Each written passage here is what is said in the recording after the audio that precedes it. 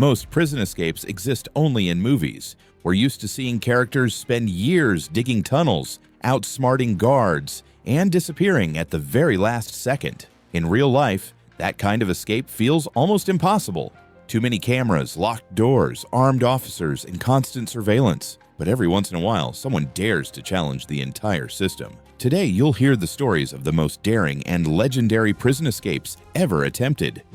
When people talk about the most secure prisons in the world, Guantanamo Bay is often the first name mentioned. The facility was opened by the United States on Cuban territory in 2002 to hold some of the world's most dangerous criminals.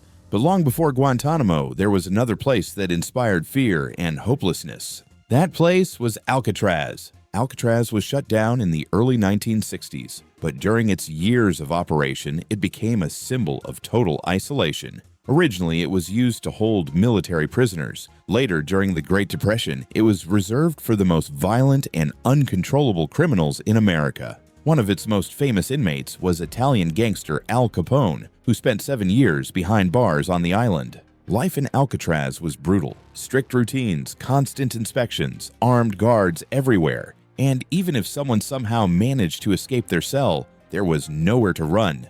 The prison sat in the middle of San Francisco Bay, surrounded by freezing water and powerful currents. Officially, Alcatraz has never recorded a single confirmed successful escape. But one attempt changed history forever. In 1962, 3 inmates, Frank Morris and brothers John and Clarence Anglin, began executing a plan they had been perfecting for years. Using a homemade drill built from a vacuum cleaner motor and nothing more than a metal spoon, they slowly widened a hole in the wall of their cell. Night after night, they worked in silence, carefully hiding every trace from the guards. Escaping the cell was only the first step. The real challenge was getting off the island. Their solution was as insane as it was brilliant. They stitched together a raft made entirely from stolen raincoats, sealing them to make the material waterproof. But they still needed time, so the inmates pulled off one final trick. They crafted fake human heads using soap, paper, and real hair collected from the prison barbershop.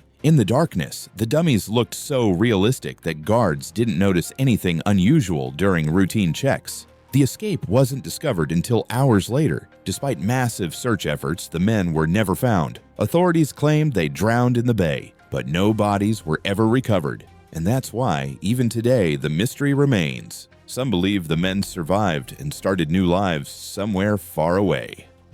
The next story happened not long ago, and unlike the previous ones, it's not about famous gangsters or legendary criminals. It took place in a county jail in Oklahoma. In July of 2020, 2 inmates, Jose Hernandez and Pablo Rubio, decided to test a classic escape trick straight out of the movies. Using nothing but ordinary prison bed sheets, they tied together a rope long enough to reach the ground from the 12th floor of the building. Early one morning, the 2 men broke the window in their cell, fed the makeshift rope outside, and began climbing down toward freedom. Surprisingly, guards never noticed the missing bed sheets. The rope itself went undetected, but an escape that obvious was impossible to miss. Jose Hernandez was caught almost immediately. Pablo Rubio managed to stay free for a few more hours, but he didn't get far. Both men were returned to prison and placed under much stricter supervision. Their attempt proved one thing: sometimes the simplest ideas are still worth trying. In 2009, the movie Public Enemies hit theaters starring Johnny Depp. The character he portrayed was based on a real man, the infamous gangster John Dillinger. During the Great Depression, the FBI labeled Dillinger public enemy number 1. But to ordinary Americans, he was something else entirely. A symbol of rebellion, Dillinger specialized in robbing banks, the very institutions many people blamed for the economic collapse. That made him strangely popular with the public. In 1934, after serving time for an earlier crime, Dillinger was arrested again and sent to Crown Point Prison in Indiana. This time, authorities were confident he wouldn't escape. He was locked in chains. 4 armed guards were assigned to watch him around the clock, but Dillinger had other plans. From the very first day, he began preparing his escape. His lawyer secretly delivered a small block of wood to his cell. Using it, Dillinger carved a fake pistol and painted it with shoe polish to make it look real. When the moment came, he threatened the guards with the wooden gun, took a hostage, and walked straight out of the prison, unharmed. The escape shocked the entire country. Dillinger remained free only for a short time. Later that same year, FBI agents tracked him down, and he was fatally shot during an arrest in Chicago.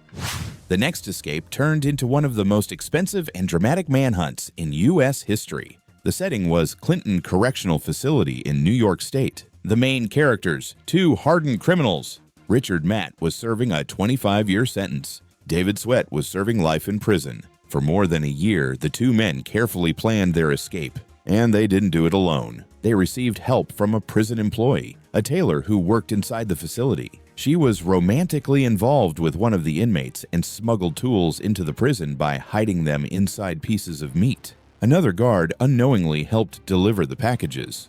By that point, the prisoners had already memorized the layout of the prison's ventilation system. Using the smuggled tools, they slowly cut through the walls of their cells and created a tunnel leading out of the block. The plan was simple. Once outside, the tailor was supposed to pick them up and drive them away. But at the very last moment, she never showed up.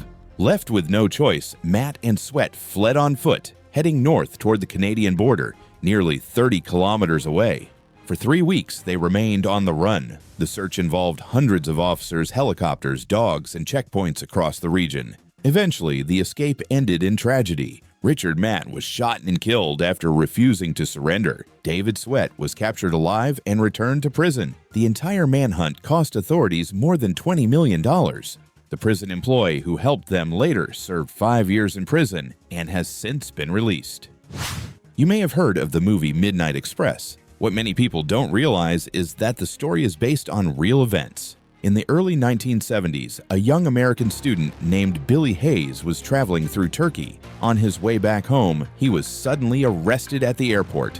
The reason? Hayes had attempted to smuggle a small amount of illegal substances out of the country. In Turkey, punishment for such crimes was far more severe than in the United States. Hayes was sentenced to 4 years and 2 months in prison. The U.S. government repeatedly tried to secure his release, but every request was denied. Hayes accepted his fate and began serving his sentence. Then everything changed. Just weeks before his scheduled release, Turkish authorities announced that his sentence had been overturned and replaced with life imprisonment. Years later, it was reduced to 25 years, but the damage was done. The thought of spending his entire youth behind bars was unbearable. Hayes knew he had only one option. He had to escape. While returning to prison from a work detail, he noticed several ships docked along the coast. The image stayed in his mind.